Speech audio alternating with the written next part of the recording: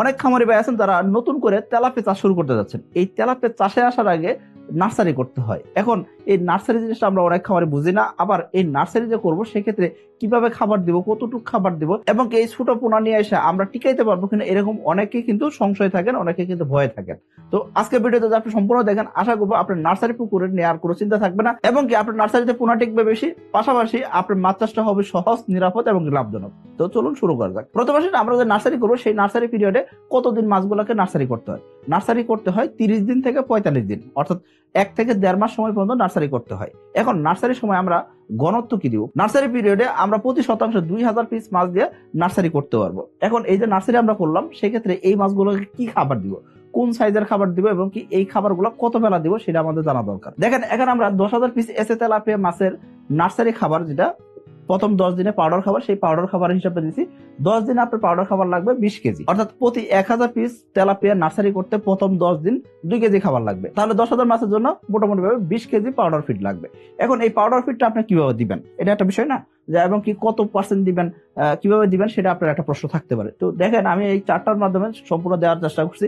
এটা আমাদের একটা বইয়ের একটা চার্ট, সেটা আমরা কিন্তু এখানে দেওয়ার চেষ্টা করছি আপনারা যাতে বুঝতে পারেন। সারা বাংলাদেশে যত তেলাপিয়ার কোম্পানি আছে, যত লোকাল হ্যাচারি বলেন না কেন, যত জায়গা থেকে তেলাপিয়া নেন না কেন, এই চার্টটা আপনি মেনটেন করলে আশা করবো যে এই 10 দিন আপনি খাবার দিলে সামান্য এদিক সেদিক হবে। কারণ 20 কেজি খাবার খুব বেশি খাবার না, 10,000 মাছের 20 কেজি খাবার দিলে কি আর কম বেশি আর হবে, তাই না? তো এই জন্য এই চার্টটা একদম সম্পূর্ণ দেখানোর চেষ্টা করা হচ্ছে। এখানে দেখেন আপনি যখন আপনি প্রথম দিন একদম যেদিন পোনা নিলেন, সেই দিন আপনার কাছে হয়তো বা 0তম দিন, অর্থাৎ সেই দিন আপনি মাছটা ছাড়লেন, এই দিন আপনার প্রথম দিন বা 0তম দিন, এই দিন আপনি কি করবেন, মাছের 12 ঘন্টা খাবার দিবেন না, অর্থাৎ মাছ ছাড়ার 12 ঘন্টা খাবার দিবেন না। 12 ঘন্টা যদি খাবার না দেন, তারপর থেকে কি করবেন, আপনি 12 ঘন্টা পর থেকে খাবারটা শুরু করবেন। তার মানে আমরা দ্বিতীয়তম দিন যদি হিসাব করি, দ্বিতীয়তম দিন আপনি কি করবেন, 6000 লাইনে যদি আপনি তেলাপিয়ার পোনা কিনে থাকেন, মনোসেক্স তেলাপিয়া, যেটা 28 দিন বয়সের হরমোন যুক্ত তেলাপিয়া কিনছেন, সেই মনোসেক্স তেলাপিয়া আপনি দিলেন 6000 পিস 1 কেজি তেলাপিয়া যদি আপনি কিনা থাকেন, সেই ক্ষেত্রে আপনি এই মাছটা আপনার পাউডার খাবার দিবেন। এই মাছটা মোটামুটি 1000 পিস 1 কেজি আসার আগ পর্যন্ত আপনার এই পাউডার ফিডটাই চলবে। আশা করি আপনি বুঝতে পারছেন। আমরা ডে বাই ডে আমরা হিসাবটা দেওয়ার চেষ্টা করছি, আপনি হিসাবটা একটু দেখে দিবেন। দেখেন যখন 6000 পিস 1 কেজি ছিল তেলাপিয়া, এই সময় আপনি কি করবেন, দিনে 4 বেলা খাবার দিবেন। আপনি প্রথম 10 দিন যে খাবারটা দিবেন পাউডার খাবার, সেটা অবশ্যই 4 বেলায় দিবেন। দেখেন দ্বিতীয়তম দিন থেকে নিয়ে 10তম দিন পর্যন্ত আমরা মাছগুলোকে পাউডার খাবার দিছি এবং 4 বেলা খাবার দিছি। এখন আপনি দেখেন বডি পার্সেন্টেজ একটা হিসাব করা হয়েছে এবং আমরা সারাদিনে কত কেজি খাবার দেবো সেটার হিসাবও কিন্তু এখানে দেওয়া আছে। দেখেন দ্বিতীয়তম দিন আপনার মাছ মোটামুটি 6000 পিসে কেজি নিয়ে আসছেন আপনি, অর্থাৎ 4000 5000 6000 লাইনে আপনি পোনা কিনে নিয়ে আসছেন। নিয়ে আসার পর আপনি কি করছেন, এই মাছটারে মোটামুটি তার বডি ওয়েটের, সম্পূর্ণ বডি ওয়েটের 100% খাবার দিতে হবে, অর্থাৎ তার ওজন যতটুক সেই পরিমাণ খাবারই আপনাকে দিতে হবে। এখন আমরা 10,000 পিস তেলাপিয়ার একটা চার্ট দেওয়ার চেষ্টা করছি। সেক্ষেত্রে দেখেন 10,000 ভাগ 6000, তার মানে আপনার মোটামুটি ভাবে দেখা যাচ্ছে 1.5 কেজির আশেপাশে খাবার বেরোবে, অর্থাৎ 1.5 কেজির মতো খাবার আপনি দিবেন। কত বেলায়? আপনি 4 বেলা মিলাই দিবেন। তার মানে 4 বেলা আপনি দিয়ে আছেন 1.5 কেজি খাবার, তার মানে প্রতি বেলা খাবার দিয়ে আছেন কি 1.5 কেজি ভাগ 4, অর্থাৎ 350 গ্রাম করে।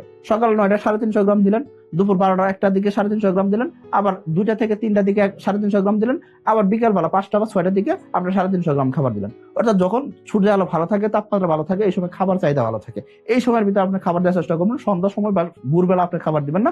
তেলাপিয়া মাছ যত গরম পাবে, যত আবহাওয়া ভালো হবে, তত বেশি খাবারের দিকে চাহিদা দেখাবে, তো আপনি ওই সময় খাবার দিবেন। তো এইভাবে আমরা কিন্তু চারটা দেওয়ার চেষ্টা করছি। দেখেন আপনি দ্বিতীয়তম দিন আপনি খাবার দিলেন 1.5 কেজি, তারপরে ডে বাই ডে আস্তে আস্তে খাবার পরিমাণ বাড়বে, কিন্তু পার্সেন্টেজ কিন্তু কমবে।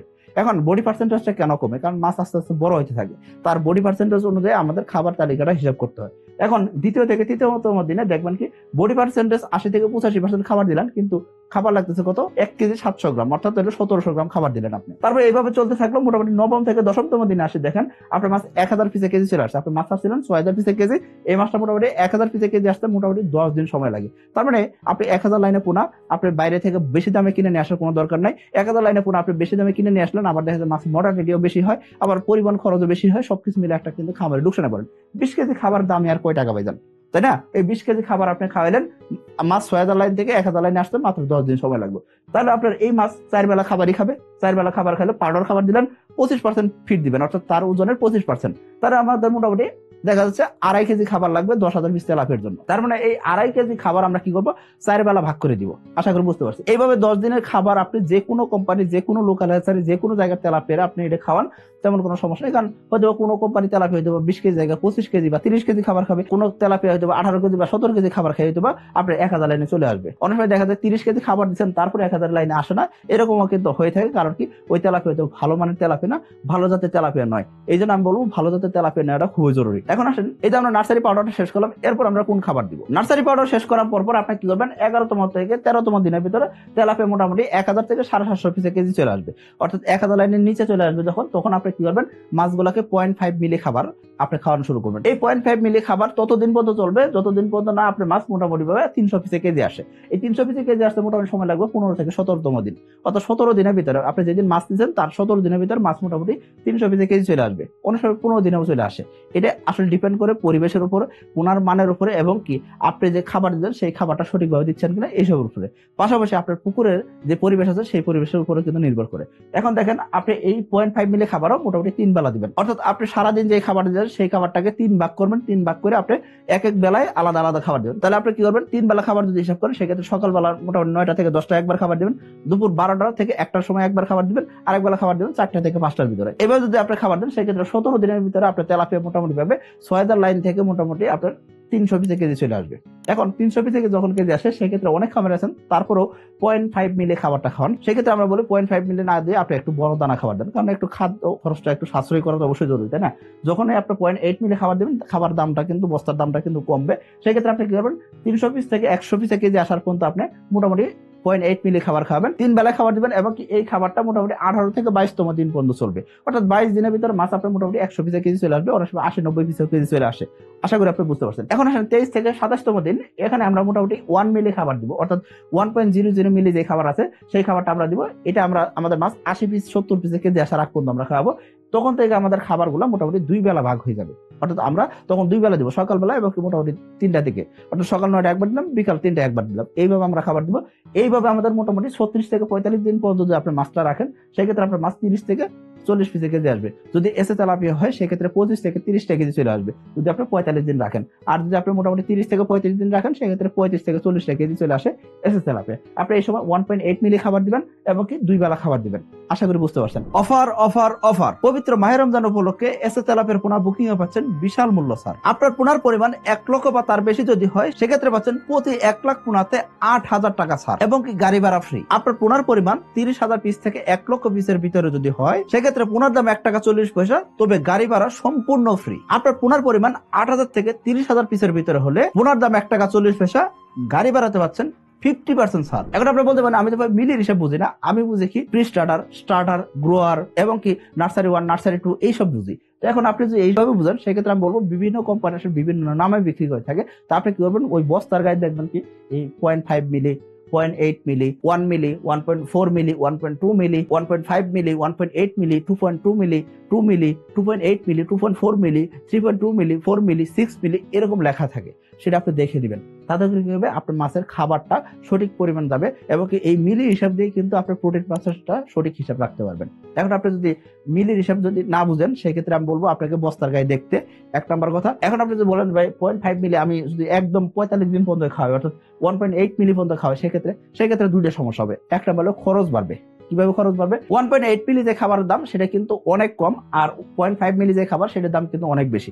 এই জন্য বলবো খাদ্যের দাম কিন্তু বেশি পড়বে। আর অন্যদিকে 0.5 মিলি যখন খাবার দিতেছেন সেই খাবারের ভিতর প্রোটিন মাত্রা বেশি থাকে। যেহেতু আমরা অধিক ঘনত্বে মাছ চাষ করি সেক্ষেত্রে এই জায়গার পানিটা সবুজ হয়ে যাওয়ার চান্স থাকে, অন্যদিকে মাছের অক্সিজেন স্বল্পতা হতে পারে। পাশাপাশি দেখবেন কি বেশি দিন পর্যন্ত 0.5 যখন খাবেন সেক্ষেত্রে কি মাছের শরীর শক্ত হয়ে যেতে পারে এবং কি মাছের কষা হইতে পারে, এবং কি এই মাছগুলো বেশি খাবার খেয়ে ফেলার কারণে এই মাছগুলো কিন্তু পেট ফোলার সমস্যা হইতে পারে। এই জন্য বলবো আপনি অবশ্যই যেই খাবারের লিস্টটা দিয়েছে সেই খাবার লিস্টটা আপনার মাছের সাইজ অনুযায়ী অথবা দিন হিসেবে আপনার মাছগুলোকে খাবার দিবেন। আশা করবো এই খাবারটা যদি মেনটেন করেন অবশ্যই আপনি মাছ চাষটা সফল হবেন এবং কি মাছ চাষটা আপনার জন্য ঝুঁকিহীন হবে, মাছের পোনা বেশি টিকবে এবং কি আপনার মাছ দ্রুত বড় হবে। এখন আপনি বলতে পারেন সাকিব ভাই আপনাদের কোম্পানি যে এসে তেলাপের বইটা আছে সেই বইটা যদি আমরা ফলো করি, দেখেন আমাদের এসে তেলাপিয়া যারা চাষি আছেন তাদের জন্য এসে তেলাপিয়ার বইটা কিন্তু ফ্রিতে দেওয়া হয়। তো আপনি এসে তেলাপিয়ার খামারি হলে সেই বইটা অবশ্যই ফলো করবেন, পাশাপাশি আমাদের সাথে যোগাযোগ রেখে মাছ চাষটা করবেন।